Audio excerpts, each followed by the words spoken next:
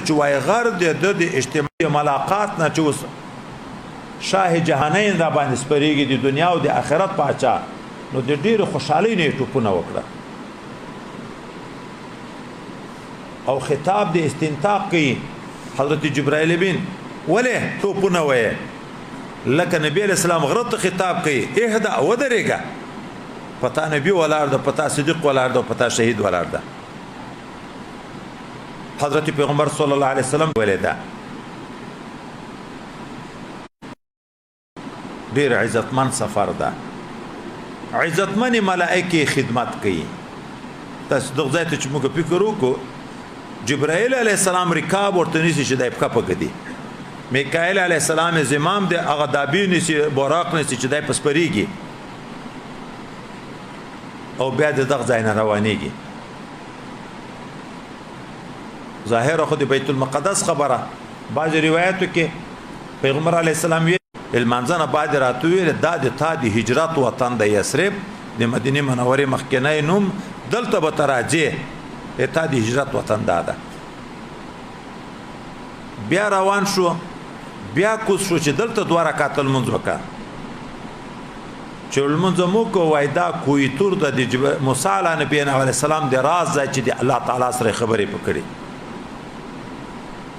بیا ځو کوس شو دلته دوه رکعات المنځ وکړه المنځنه بعد راته دا بیت الله حمد د حضرت عیسی علیه نبی علیه السلام د ولادت ځای ده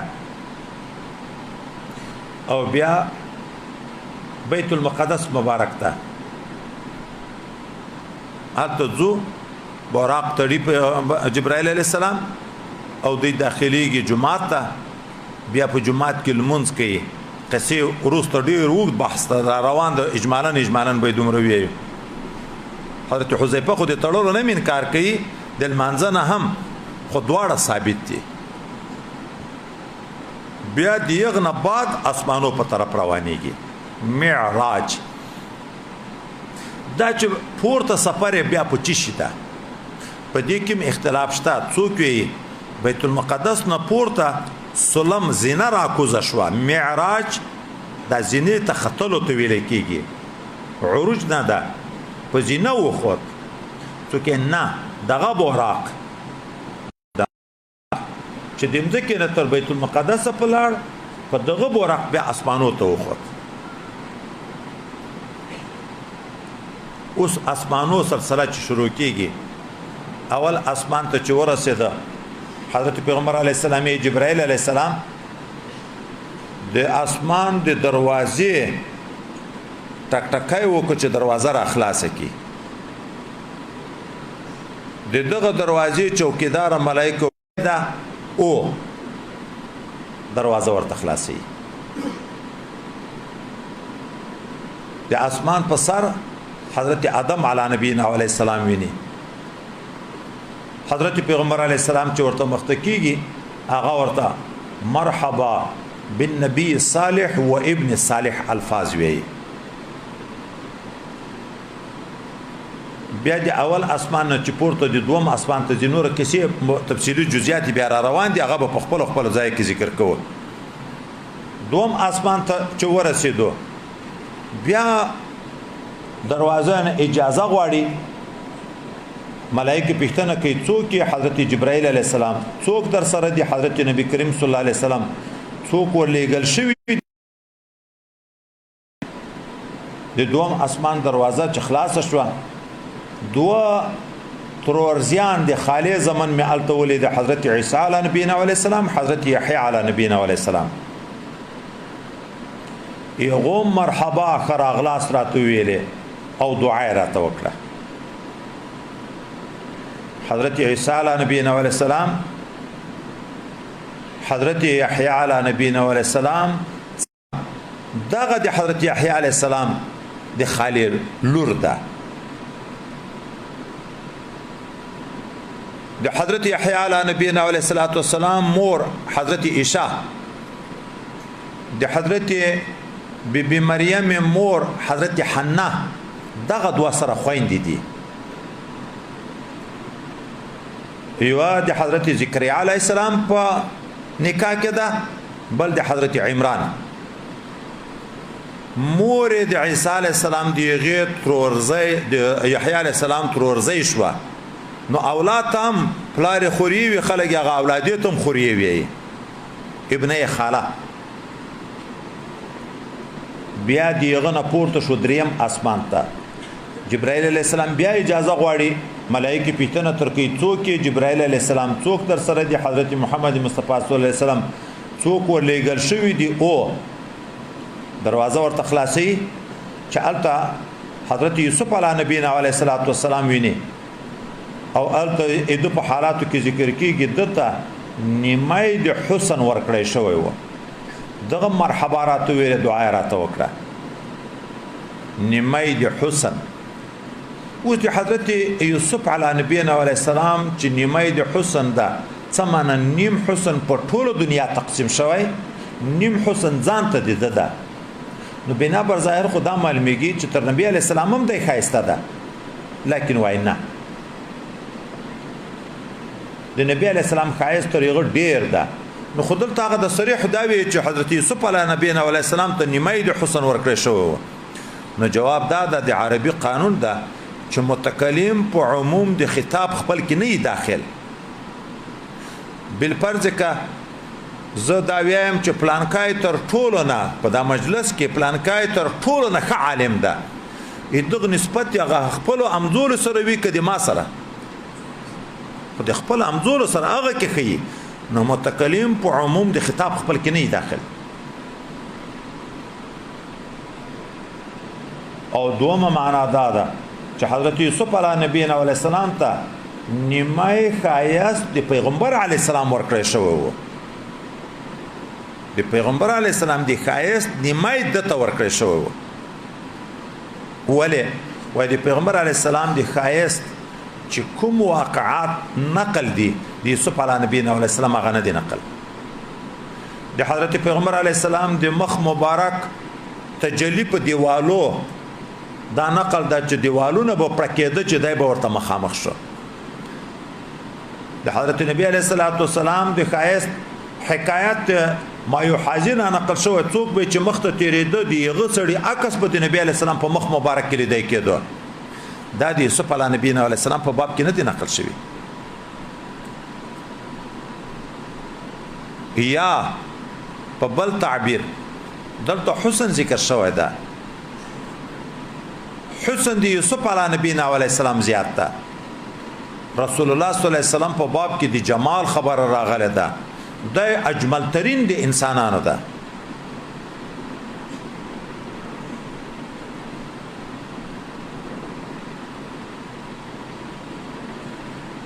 واحسن منك لم تر قط عيني واجمل منك لم تلد النساء حسن او جمال ډیر فرق لري حسن صباحت ظاهر ته ویل کیږي الره نه سړای د چا مخ سپین ویني د سپینواله د مخ د وجه نه د خایست تعبیر کې پلانکای ډیر خایسته ده خو چې دقت سره ورته وګوري بیا ډیر عیبونه کې پیدا کې د چا مخ سپین ده خو د سترګو کنجانه سره نښتې دي چا مخ سپین ده خو وريزي لاندې د پټول سترګ باندې نه دي رسیدلې چا مخ سپین ده خو سترګې شنې دي چا مخ سپین ده خو پزه غوټه ډباله ده یا پیته ده چا مخ سپین ده باندې نشته یعنی چې سړی د فکر کوي کله یو عیب ښکار کیږي کله بل عیب ښکار کیږي او جمال دغه وی چې په اول نظر دغه ټول خوبای نه معلومیږي خو چې څومره ورته ګوري په نوی نوی خایست په د علم راځي چې په سترګو کې د نن څومره خایست رب کریم یې د تور څنګه تور دي سپینې څنګه سپین دي باندې په کوم کیفیت دي وريجي په کوم کیفیت دي مګو تاسو شمایل شریف کې نو ویلې غړې لکه د سپینو زرو په صفایي کې او جوړ لکه د زرګر په زرګری کې چې د اډو کې د پیل نه جوړي خلقت مبرئا من كل عيب كانك خلقت كما تشاء چې څنګه د زړه د خدای پیدا کړي په هیڅ کې عیب نشته بیا د دغه نه پورته لاړو څلورم اسمان ته هلته اجازه وغوښته جبرائیل علیه السلام ملائکه ورته څوک جبرائیل علیه السلام څوک در سره دی محمد مصطفی صلی الله علیه وسلم څوک ولېږل شوي دي او دروازه ورته خلاصي چې ګورو چې حضرت ادریس علی نبینا علیه السلام هلته موجود ده یې مرحبا ویلې دعا یې راته وکړه دلته اوس د دغه ځای سره مناسب دا ورسره ویي چې رب کریم دی هغه په باب کې ویلي دی چې ورفعناه مکانا علیا مستحق دا د څلورم اسمان کې استیږي هغه اسرائیلیات وای نه چې بعض خلک چې د حضرت ادریس علی السلام دی او ملائکه سره مرګرتیا و او بیا یې ویل چې ته ما پورته جنتو طرف ته بوزه چې څلورم اسمان ته ورسو ملائک الموت ورته په مخ راغی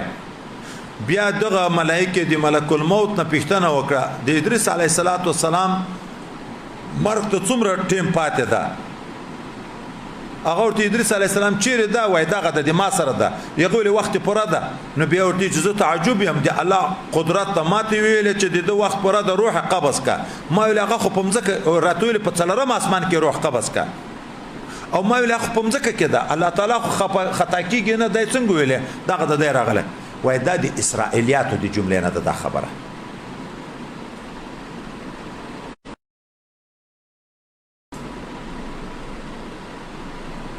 پنځم اسمان ته الته بیا اجازه وغوښته ملائکه ورته څوک حضرت جبرائیل علیه السلام څوک در سره دی حضرت محمد مصطفی صلی الله علیه وسلم دروازه خلاص کړه چې ګوري چې حضرت هارون علی نبینا علیه السلام الته موجود ده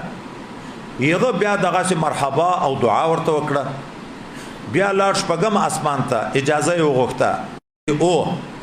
چې دروازه خلاص کړه چې په شپږم اسمان کې حضرت موسی علی نبینا علیه السلام ده یغه مرحبا ویلې دعا یې راته وکړه بیا اسمان اوم اسمان ته وخېجولم اجازه وغوښته څوک جبرائیل علیه السلام څوک در سره دی محمد مصطفی صلی الله علیه وسلم څوک ولېږل شوي دي او چې دروازه را خلاص کړه چې په اوم اسمان کې ابراهیم علی نبینا علیه السلام ده شای بیت المعمور ته تکیه کړې ده دغه بیت المعمور ته روزانه او یا زره ملائکه ور داخليږي بیا په ټول عمر بیا دغه نه پورته کړم سدرۃ المنتهى ته اوس چې دا و اسمانو حال م ذکر کو دغه ته یو بیا نظر وکړه هر اسمان ته چې جبرائیل علیه السلام اجازه غواړي د دروازې د خلاصیدن ملائکه پښتنه ترکی څوک دا مستحکم نظام د اسمانو مروخی چې داسې نظام ده چې د جبرائیل غوند سړایم په خپل سر نشي ور داخله دی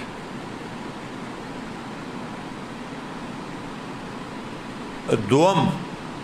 هر اسمان ملائکه دا پښتنه ترکی څوک در سره دي دا پښتنه ولې کی چې څوک در سره دي ویا اسمانونه اجسام شفافیه دي لکه شیشه لاندې طرف تر لیدای کیږي نو دوی دوم سړایم لید ځکه پښتنه کړه یا جبرائیل علیه السلام خپل انوارات لري نور کله به چې جبرائیل علیه السلام تلو دیغه د انوارات انداز ورته معلومه و ملائکه ته ادار انوار به خډیر و پوه شو چې بل څوک د انوارات یغه د چې تر جبرائیل امین انوارات ډیر دي نو ځکه پښتنه کړ څوک تر سره دي ګوره وای علم وو د څه پښتنه نه کړ چې څوک شته د سره کنه د وجود پښتنه نه کې دي تعین پښتنه کې شته خو یا لیدای کېږي یا د انوارات لیدای کېږي خو د څوک دریم بیا اره ملائکه چې جبرائیل علیه السلام جواب کې ورته چې نبی کریم صلی الله علیه وسلم را سره ده هغه ورته قد بعث الیه په دې کې یو طرف ته دا د ملائکه علمیت کار کیږي چې بغیر د اذن الهی نه څوک نشي تلای په دې پوي کې الله نبی علیہ السلام ته ورکړي چې ګوره چې ملائکه چې پښتنه کې چې وقت بعث الیه دی الله دی اذن نه بغیر څوک نشي تلای. دوم لوی حکمت دا ده چې نبی علیہ السلام ته خدای پاک دا ورخی چې دا د تا د پورته تک خبره په خوا په زرګونو کلو مخکې لیا ملائکه کې خورا و چې د اخر زمانه پیغمبر به پورته کیږي. ځکه د ستی پښتنه کوي چې هغه وخت راغلی دا خدای پاک څوک ورلېږلی دي دا هم کامل اعزاز د پیغمبر علی السلام ده چې الله تعالی دا د محبوبیت مقام وروخو چې په ما دومره ګران یې چې په اسمانو ملائکه کې د تا د ملاقات خبره د زرګونو کلونو نه مخکې نه لیا مشهوره د ټول د دیدار په تمنا دي او دا چې دا اعزاز خدای پاک د اخر زمانه پیغمبر ته ورکړي چې د رب کریم ملاقات به الله مکان کې کوي. بل دغه مجموعه نه دا معلومه شو هر نبی سره چې ملاقات کیږي چې انبیا راغله هر نبی سره چې ملاقات کیږي دا هر نبی مرحبا ورته وی او دعا ورته کوي. نو دغه ځای دا ادب معلومیږي چې د صلحاو په ملاقات چاته را چې نیک خلک ورشي د اظهار د خوشحالي کوي. د نیک خلکو ملاقات دا عظیم نعمت الهی ده چې خدای پاک په چا ولوري نو د خوشحالي اظهار وکي او دیغه د پاره د دعاګانې د ترقی وکي چې خدای پاک نورم ترقی ورته نصیب کړي.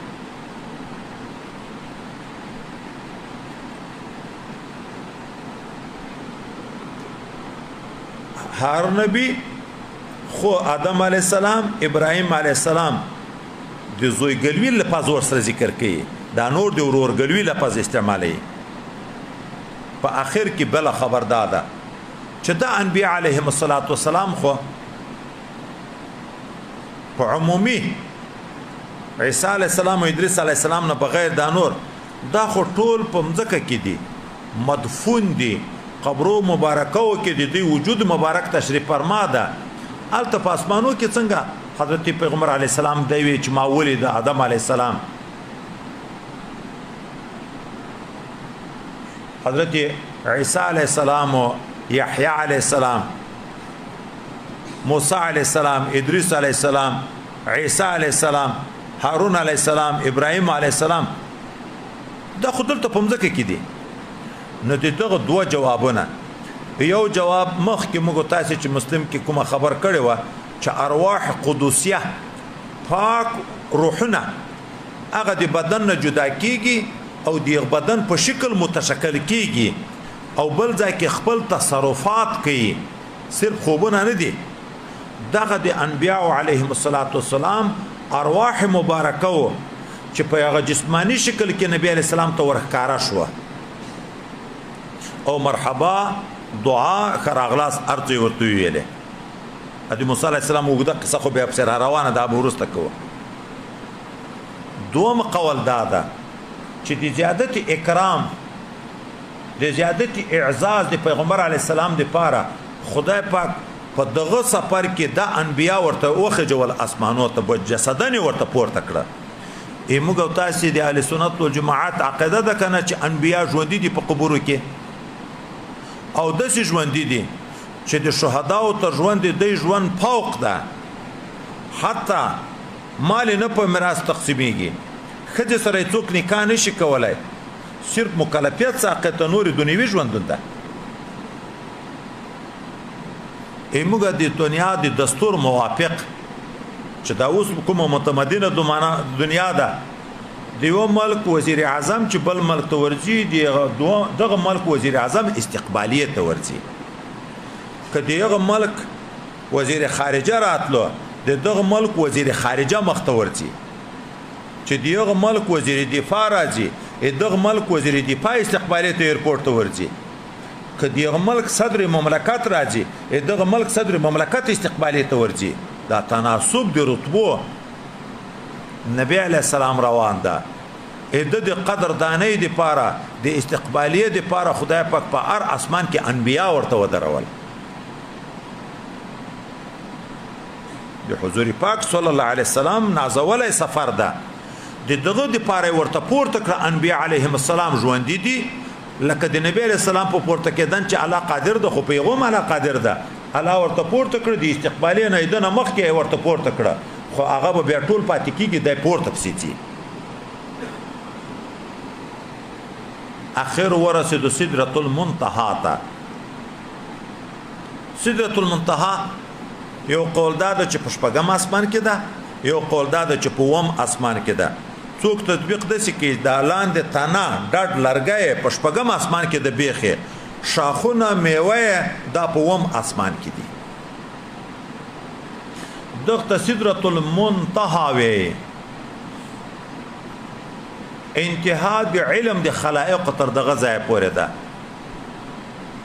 دمځکه نه اعمال چې پورته کوي ملائکه تر سدرۃ المنتهى پورته کوي د پورته طرف نه چې دی الله وحی نازلېږي سدرۃ المنتهى ته دی غند کې نه را اخلي پورته ذات نور چا علم نشته د مخلوقاتو او بیا دغه سدرۃ المنتهى ونه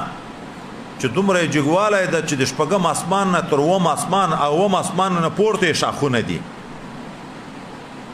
میوه د ګړی په انداز غټ منګي په انداز دومره بیري دي پانی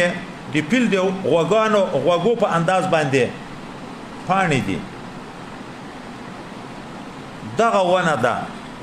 د ملاقات ځای خدای پاک دغه غوړه کوورته چې منتها ته ورسو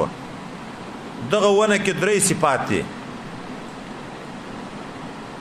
سیوره ډیر اوږد غټه ډیره د ذل ممدود دغه ونه میوه ډیر خوږی دي طعام لذیذ بوی ډیر خرا او غره بوی ده درې شپان ایمانم د درې شانو نه عبارت ده تصدیق قلبی اقرار لسانی عمل ارکانی سیوره دی غوونه دی عمل مثال ده ګرځي را ګرځي سیوره خو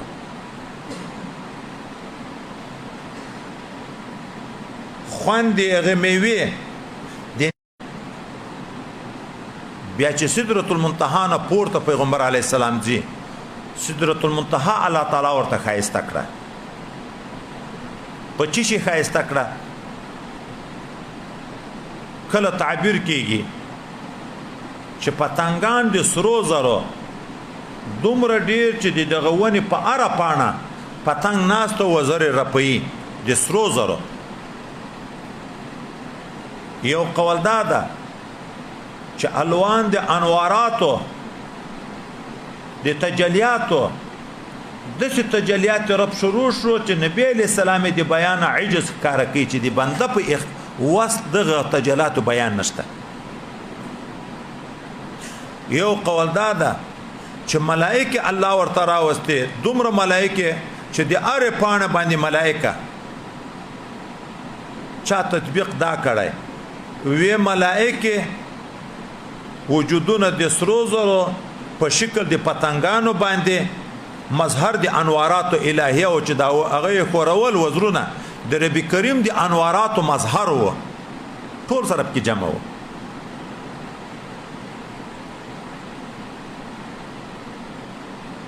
بیا د سدرۃ المنتهى نه پورته مکان ختم شو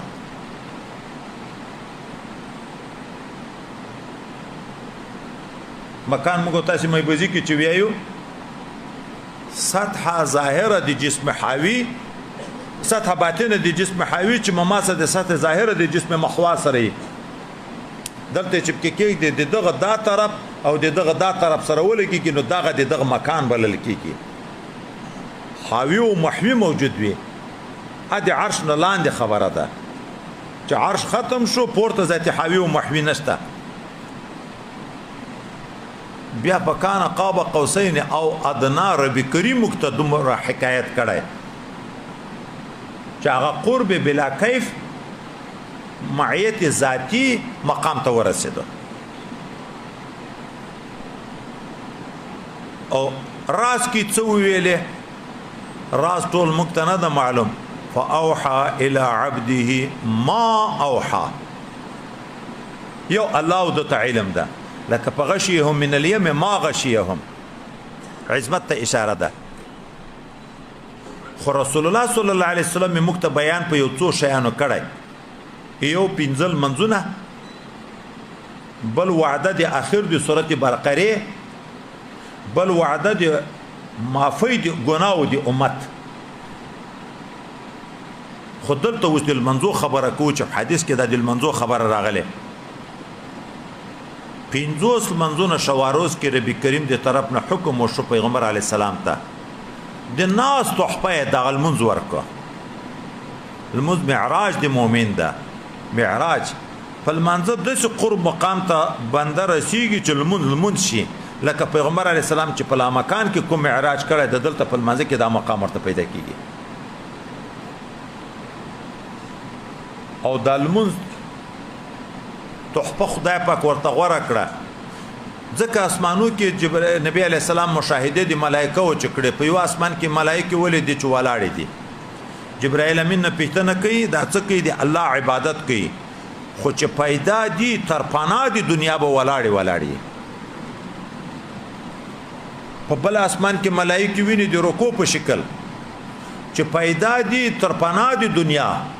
د رکوع په شکل عبادت کوي. بل اسمان کې د سجدي په شکل، چې دنیا پیدا ده در پنا دي دنیا د سجدي په شکل.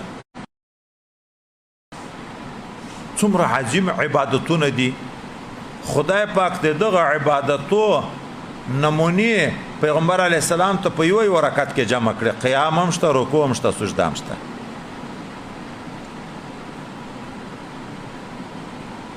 خو چې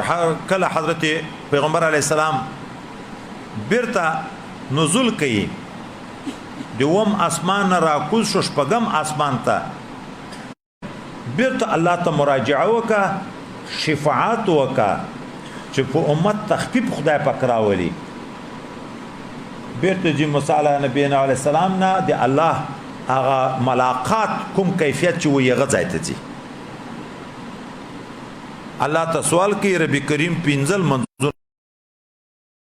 یا راځي موسی علیه نبینا علیه السلام پښتنه ترکی چې پنځل منځونه را معاف کړه نه نشي کړای،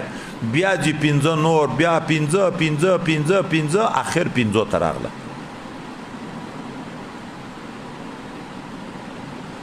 او ربي کریم ورته په د اخري ور لا يبدل القول لدي، او ور سره وعده ورکي چې دغه پنځول منځو ثواب بیرته سلام پرځیت اومنه د امت منله ده. الله تعالی دا تخفیف کې راوست. شنوشا کشمیری سے خو یې چې نسخه نه ده د الله اراده د پنځول منځو ده، خو د عقبا لحاظ وروخو 50 چې دا 15 په 50 بدلیږي. پیغمبر علی السلام خیال دا شو چې دا په دنیا کې 50 دي. د الله د ثواب خبره اراده و. په دې کې حکمت الهی څه و چې د اولنې 15 ورته ویلې 50 و یو غټ حکمت کې دا و چې د پیغمبر علی السلام مقام خلق او پیژني چې د شفاعت قبليږي. ارواره شفاعت کو اعلی قبلو د شفقت مخلوق او پیژني چې په امت څومره مهربان ده. او بل حکمت دا چې د پنځول منځو عظمت خلکو په زړه کې راشي چې د 15 د 500 په ځای ولاړ دي، نو اهتمام به ور سره وي. خو پښتنه دا ده چې بیرته چې حضرت پیغمبر علی السلام راتلو اوم اسمان کې جد امجد رسول الله صلی الله علیه وسلم ابراهیم علیه السلام دا هغه څه نه ورته ویي چې څه دی راوړه. موسی علیه نبینا علیه السلام ورته ویي چې څه دی راوړه. دا څه وجه ده؟ نو تصوف په اصطلاح د مقامات فرق ده. ابراهیم علیه السلام خلیل الله د مقام د خلیلیت ده، او موسی علیه السلام کلیم الله ده. خلیلیت مقام د تسلیم او د انقیاد مقام ده، د رضا بالقضاء مقام ده. دلیل ملیل کی خبره نه کوي. ابراهيم علی نبینا علیه السلام ته چې الله حکم وکړ چې وطن پرېږ د مهاجر شه دستی رواني ابراهيم عليه السلام ته چې الله حکم وکړ چې خځه او کنکای ماشوم تیریدونکای په وادي غیر زرع کې پرېږ د په حرم شریف کې شام نه بیستی بیا حالت پرېږ دي ابراهيم علی نبینا علیه السلام ته چې الله حکم کوي چې اوس د یوسف علیه اسماعیل علیه السلام حلال کا دستی دی حلالدن قیل نه وی قیل او قال نشته مقام دی خلیلیت د تسلیم او مقام دی کلمیت دی تکلم نه د استدلال دلائل مباحثه موسی علیہ السلام مقام دی کلمیت کې ده کلیم ولاده او بل طرف ته ورسته روایتو کې بیا روان ده چې د دغه طرف نه موسی علیه السلام نه چې نبی علیہ السلام تیر شو د وژړل چې د امتیان به د ماتر امت ډیر جنت ته ځي د دغه نه بنا بر ظاهر خیال د حسد پیدا کیږي خلکو ته چې دا و نه لوریده د دغه ازاله د پاره الته حضرت موسی علیه السلام شفقت اظهار کوي چې په امت مهربانه ده بخیل نه ده دغه امت سره حسد نه لري او بل حکمت چې موسی علیه السلام خبرې کړې ابراهيم علیه السلام نه کړې د دل منسوخ خصوص علیه السلام ته ځکه دای ورته ما بن اسرائیل ازمویل دي په منځو چې هغه نشوي کړای او نبی ځان ته پر اعمالو کې عبادتو کې فرق وي ما امتیان خپل ازمویل دي یغه تعامل نشوي کړای نو ته په دا مجرب عمل کې زتا ته نیک مشوره در کوم چې بیرته مراجعه رب کریم ته وکړه چې خدای متعال دې تا په امت باندې تخفیف راولي بی ارنی انظر الیک خدای پاک ته خپل ذات ماته منکشف کې چې زتا ته وګورم د خبرو د خوانه د ذات لیدلو شوق پیدا شو الله تعالی خپل دیدار ورنکو هغه منکته ویلي او را روان دي چې دنیا سترګې پانی دي باقی ذات نشي لیدای خو جبره الله دلته وکړه چې حضرت نبی علیہ السلام په قول مختار دی الله تعالی دیدار کړي نو موسی علیہ السلام چې الله نه دلیدلای هغه انوار چې د رب کریم په د نبی علیہ السلام په وجود مبارک کار کیږي دلیدل نو چې هغه خو ویني خو صرف دا وای په دې خبره موقوف ده کدا ثابت شي چې حضرت نبی علیہ السلام په ارواري مراجعه کې نوی لیدل کړي نو دغه نقطه به بیا وای الته صادق شي خدا خو مخ ته په صنیع سند معلومه نه ده که ارواري لیدل کړي نو بیا دغه جبیره ګرځي چې نوی انوارات حضرت موسی علیه السلام ویني دي الله تعالی جبیره دیغه تمانا شي چې په دنیا کې کړي و حضرت پیغمبر علیه السلام دا بشارت هم راوړ چې الله ورته لیونه کې په لاسو پنځل منځونه په 500 خو ورسره دام چا چې د نیک عمل نیت وکړ کړم نیوي الله ورته زبېونه کې ورته لیکم خو کني کې وکړه بیا به یو په لاس ورته لیکل کېږي او کچا نیت ګناه وکړه عزم نه هم عمل نه کړای نو ورته لیکل کېږي یو شایم او کبیا ګناه وکړه یو ګناه ورته لیکل کېږي دا وعدم وا خدای وی چې بیا وروسته رااله موسی علیه السلام ته یغه د تخفیف لپاره حکم د مراجعه وکړه تلم راتلم چې اخر ور 15 پاتې شو په دا 15 کې مراتو ویل بیرته مراجعه وکړه حضرت نبی علیہ السلام ورته چې ما ورته نور ماته دی الله نه حیا راځي ولی په ار ور څو منځونه معاف کړه نو خو پاتې 15 دي چې مراجعه کوي نو خو دغه دا معنا ده چې دغه 15 را معاف کړي یا وای حضرت نبی علیہ الصلوۃ والسلام هغه کلام واورید په اخر وا چې لا یبدل القول لدی الله تنبیه ورکړه چې بیا به نه راځي نور ذاتی تغییر نه راځي تر دغه ځای پورې راتلو نور نه راځي نو کبیات له چې سړی ورته ومي د دنیا په سطح د دنیا اصل نظیر ذکر کو مثال نه چې څوک یو خسړی ته ورشي او د چندې د عجز اظهار ورته کې کومک هغه سړی عذر ورته چې نیک سړی وي خو سړی به عذر ذاتی اکتفا کوي دواري تنګول خو نه کوي بیا خلک دای ملامتي چې خو انیک سړی دا سخی سړی دا څوک نه مایوس کوي خو نشته ور سره بیا ولې تنګي نو الله تعالی خو کریم ذات تا رحیم ذات تا وعده کې خلاف نشته بیا ولې مراجعه کوي چې الله ورته مې چې لا يبدل القول لديه حضرت پیغمبر علی السلام د حیا اظهار وکړو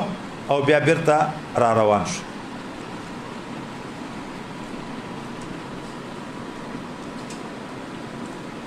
دا دوم روایت عبارت مم چویل د چنه را شخ کړه ابي زمزم باندې د ما چنه را پری منځله بیا ز پری خو د شم توریکتو انزلتو معنا توریکتو